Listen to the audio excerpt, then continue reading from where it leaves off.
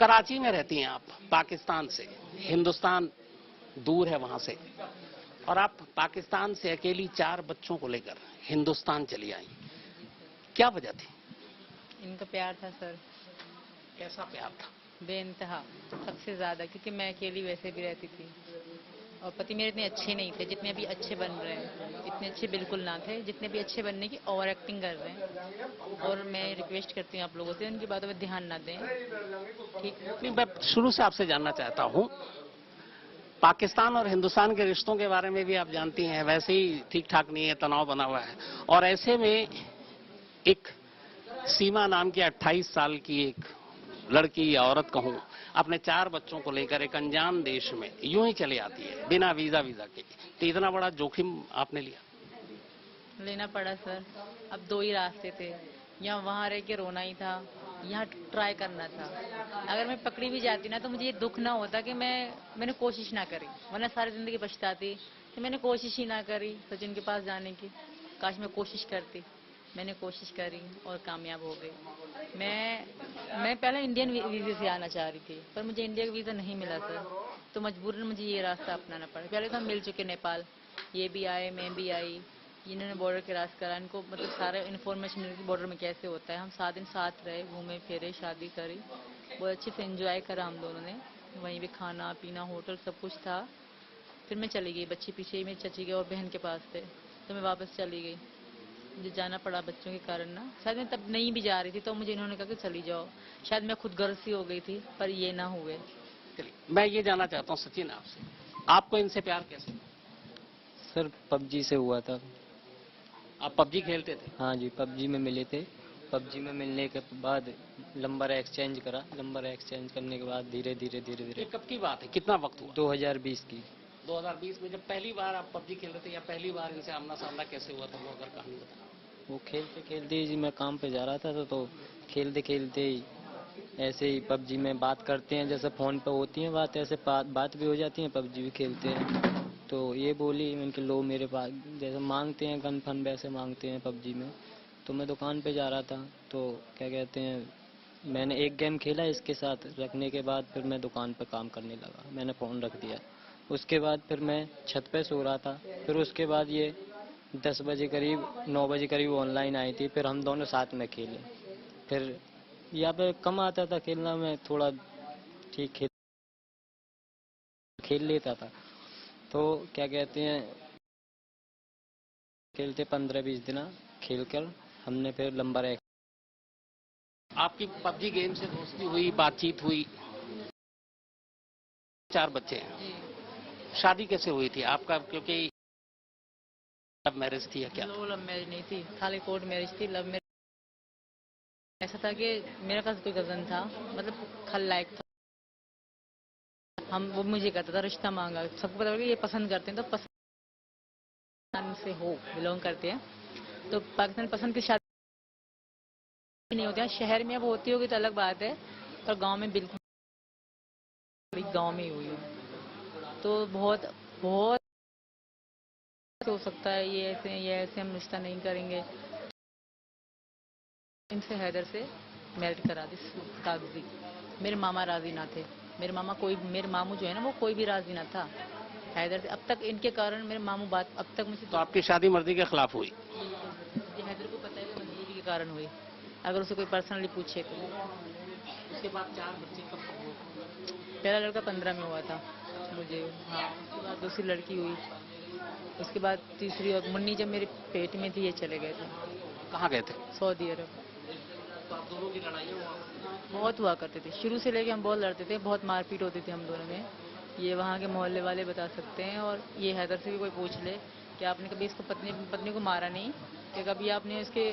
ऐसा हुआ कई बार उसने मेरे मुंह में मिर्चें फेंक दी। ईद के ही दिन थे, मेरी दूसरी लड़की पैदा हुई थी, तब की बात है।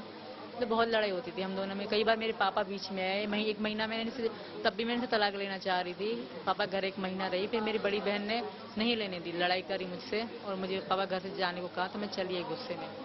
तो आप दोनों फिर अलग कब से थे? आप अलग अलग कब रह रहे थे? जब मेरी इनसे बातचीत ज्यादा होने लगी ना, तब भी वो मतलब शक की नजर से देखते थे तब वो पाकिस्तान में थे?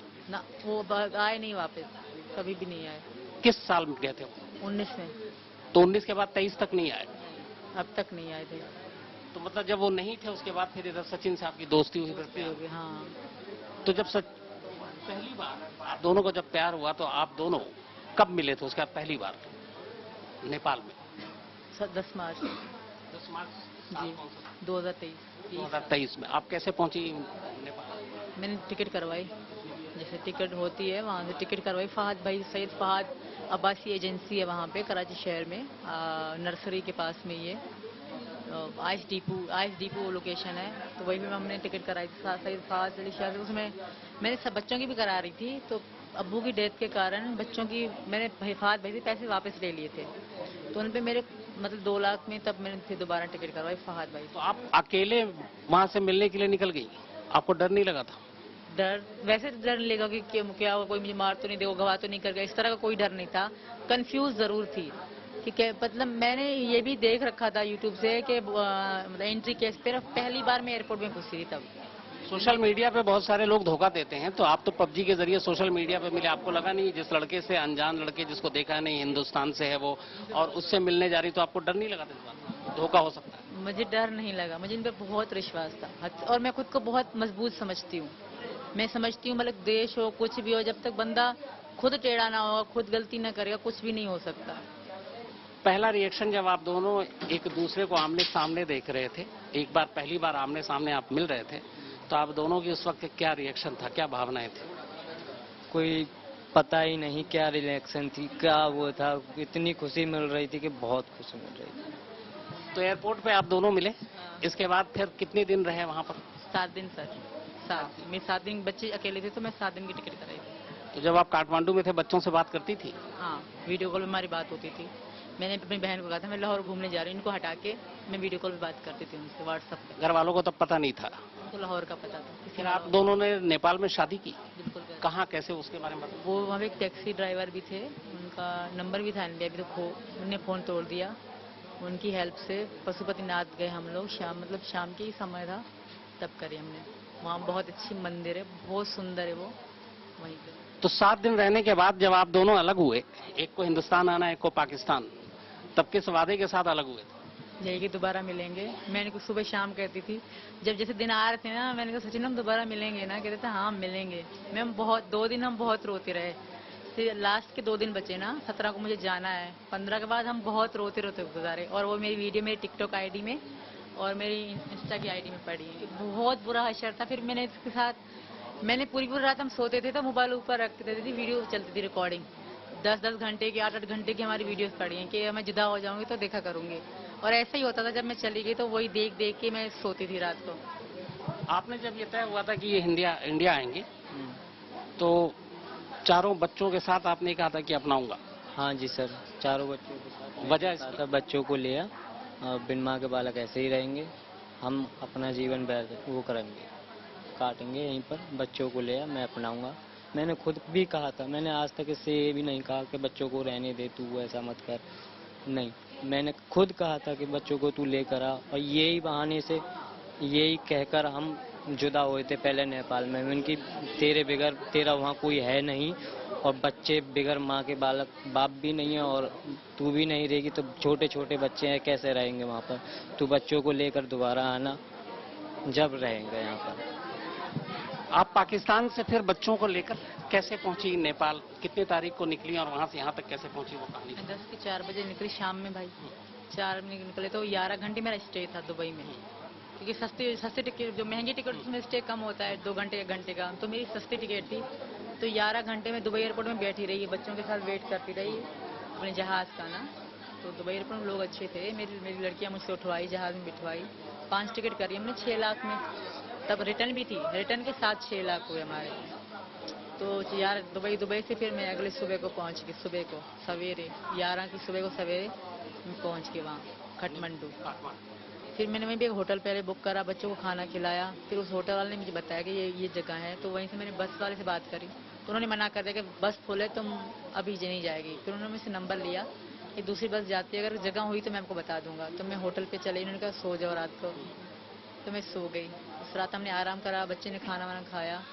फिर उसका फ़ोन आया कि हाँ गाड़ी जा रही है, 15,000 नेपाली में 3 टिकट होंगी आपकी, तो आप जा सकती हो। तो मैं बहुत खुश हो गई। फिर इनका नाम लिखवाया, अपना नाम लिखवाया, बच्चों के जो इंडियन नाम रखे थे हमने वो लिखवाए, और एड्रेस पूरा इनका मतलब था वो लिखवाया, और फिर टिकट हो गई। तो नेपाल बॉर्डर पे, इंडिया बॉर्डर पे आपकी कोई पूछताछ नहीं हुई? नेपालियों ने नहीं करी, इंडियन एक ही ऑफिसर आए थे, उन्होंने पूछताछ करी थी। उन्होंने क्या पूछा, आपने क्या बताया? एड्रेस पूछा कहाँ से हो, तो मैं इनका एड्रेस पूरा बता दिया, रब्बूपुरा का। इनको अपना पति शो करा। तो जब यहाँ आई पहली बार, आप एक तरह से ससुराल ही कहूंगा अब आ गई, तो उस वक्त आपकी क्या फीलिंग थी, उस वक्त आपके जज्बात क्या थे? जब मैंने इंडिया का बॉर्डर क्रॉस करा ना, मैं बहुत खुश हो गई, मैं झूम उठी सच में। फिर मैंने कानों में हैंड फ्री लगा के बड़े स्पीकर में गाने चला के अपने कानों में, बहुत खुश हुई मैं। फिर मुझे इतनी मतलब खुशी हो रही थी कि मैं इंडिया में हूँ। यहाँ ससुराल आकर कैसा लगा पहली बार आप जब पहुंची, यहाँ दाखिल हुई? बहुत अच्छा लगा, बहुत मेरी इच्छा थी यहाँ आना। हिंदी फिल्में भी देखती हैं आप? बहुत, हमारे यहाँ देखी ये फिल्में जाते हैं इंडियन। एक बजरंगी भाईजान फिल्म आई थी, देखी थी आपने? बजरंगी भाईजान की कहानी ये थी कि सलमान खान एक बच्ची को पाकिस्तान की थी, मुन्नी, उसको छोड़ने के लिए जाता है और वो तार के नीचे से जाने की बात होती है। आप तो सड़क के ऊपर से, वो भी बिना वीजा के आ गई हैं। लक की बात है।